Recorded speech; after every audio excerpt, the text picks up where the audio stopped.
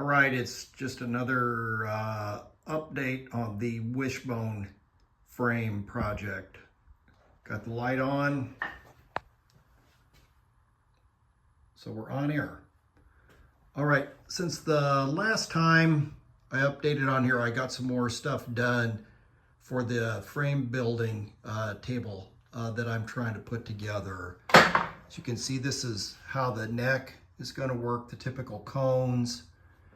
I originally had a hole put back in here, and when I started fitting stuff in here, it was getting too close to the down tubes. So I had my friend Sally, who's one of my machinists, put another hole up closer there. So that moved that up there, and that's going to take care of that. Now, I do think what I'm going to end up doing is adding like some kind of a heim joint rod from here to here to lock in the 30-degree dimension that's used on stock frames of this vintage. So I need to get that done. The other thing Sally got done for me, got these big steel plates made, and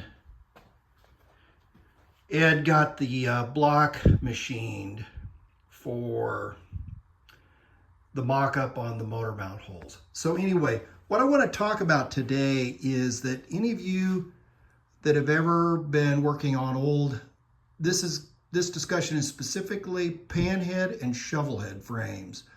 Knucklehead frames are different because the front motor mount's at a different height, so the dimensions that I'm talking about won't necessarily all coordinate with that. But if you've ever dropped an engine in a frame and you couldn't get the 4 bolts to fit in, you're scratching your head trying to figure out exactly where the problem is. And so you go to the service manual, and you've probably seen this page here. Now, the service manual only gives you just a little bit of information. The front to back dimension, which is 10.56. They also give you the offset height from the front motor mount to the back one. And you can see that that's 1.99 inches. Now, there are people out there who think that this offset dimension is 2 inches, and that is not the case. This sheet, which is showing a dual glide frame because of the step down, clearly from the factory, 1.99 inches. So front to back, 10.56, and then up and down 1.99. Not really part of this discussion, but when it came time to make these plates, there is the center line of the frame and the center line of the motor are on different lines. There is an offset. And actually what it is, it's a 1/2 inch, although it's not called out on this drawing here. As you can see, this is 2 plates thick at the top here and 2 plates thick at the bottom. And basically what that did is it pushes the block over the 1/2 inch so that the frame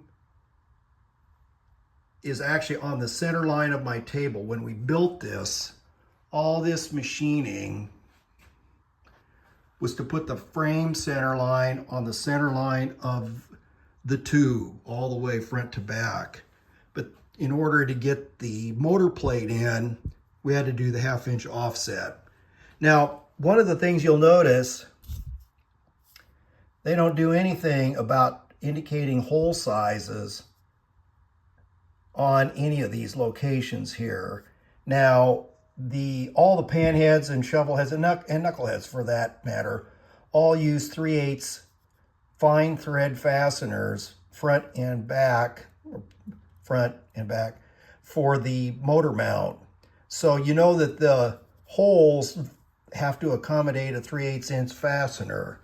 Now, one of the things that a lot of people don't know or realize, that from the factory, well, here, the back holes are in a center line, and the front holes are in a center line. The left-hand side, these holes are in a line. But on the right-hand side, they're offset 1/4 of an inch. So in the back, this is at the seat post. This is the front side of the seat post. These are at 3.5 inches on center, and because of the 1/4 inch offset, 3 1/4 on the front. So again, 10.56 from back to front, 3.5 inches between the holes, 3 1/4 on the front. Now, and I have been told this by a local frame building guru, George, many years ago, and this is important, that the opposite side holes don't match. So right rear, left front are 3/8 or just clearance for a 3/8 fastener. But the opposite holes, left rear, right front, those are at 13/32 of an inch. Now, those of you that haven't wrestled particularly electric start motorcycles together, the way you put them together, you put the motor in, you drop the 4 bolts in, and you don't tighten them up. The motor needs to be allowed to shift back and forth, and that's what these holes were for. They'll allow for the motorcycle to go together, but also I'm sure the factory knew that with the welding that they needed just a little bit of slop in some of the holes in order to get the motors bolted in. Anyway, the 4 bolts in for the motor, and then of course the transmission's back here also loose. And then on electric start bikes, you put the inner primary on, you snug it up to the motor, and you snug it up to the transmission, and then you tighten those things down, and you know that they're in alignment and they're not fighting each other. All right, now back to my frame. What I've discovered is that the front motor mount, what I did, this thing, I got the block made, and this block again was precision made, tightened up in the back, and when you do that, the front motor mount, there is a gap. Now some people shim that, and that's fine, but I'm going to cut this apart and fix it. And I want to make sure that the doggone motor sits flat on the motor mount. So it's open on the left-hand side, but it does get tight. And this is just the thickness of a business card, so it's not off by a little bit. But, and you can't really see down in the hole, but the motor mount is also back a little ways. And this all happened because of the welding. Now, the main source of the problems I have on this frame, when I first got it welded together, I started thinking that the holes were just off slightly, and I started enlarging these holes, hoping that the bolts would drop in. And by the time I got done, this is what I have. Both of my holes in the front are 27/64. And as you can see from this chart here,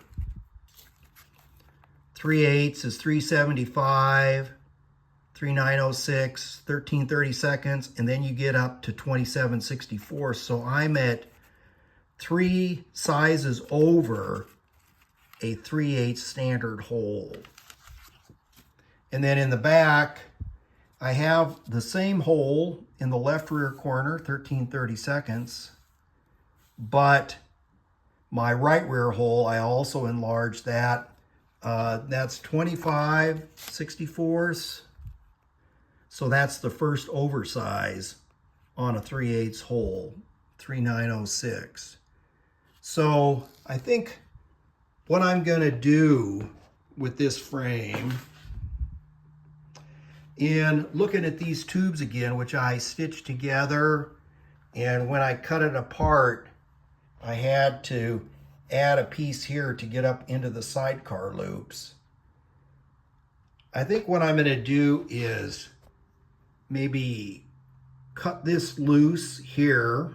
Again, I have frame rails and I can patches and I can make frame rails to put in there. And then what I want to do is I want to cut this loose on both sides and then tighten this thing up when I can get bolts in it. Basically bolt the motor mount in it with these pieces of the tube and down into the curve. Tighten it up and then see what the problem is here, because these tubes will not be in line. There'll be some problem that needs to be addressed. I don't think I'm really running into any problems up here now. I think I'll have to make some adjustments. It's really been a bit of a challenge to figure out how high to get this thing off the horizontal tube, but then also work with my vertical tube. And I had committed to these holes at 1 inch on space, or for 1 inch on center on spacing. So that's it. So again, the service manual information, and then the hole information, opposite hole sizes.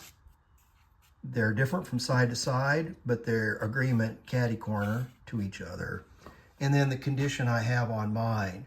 I think I'm going to end up making pins that are at 27/64 to pass through the motor mount, but then turn down, because these are 3/8 holes here, 3/8 holes. And then I think what happened when we welded this together, I had a 3/8 fastener, and even though it was tightened up on the plate that belonged to Jesse, I still had, 30 thousandths slop in here, and I think it pulled to one side. I think that's what's going on. So more analysis is due, but just wanted to share that information. Any of you folks out there that have dealt extensively with the pan head and shovel head frames and even the knuckle head frames, if you know something, or I missed something, or you happen to see something that you have a question about, as always, like, share, comment, and subscribe if you want to see this thing come to fruition. Oh, my sign went off. I guess that's mean it's time to quit. So, thanks for watching.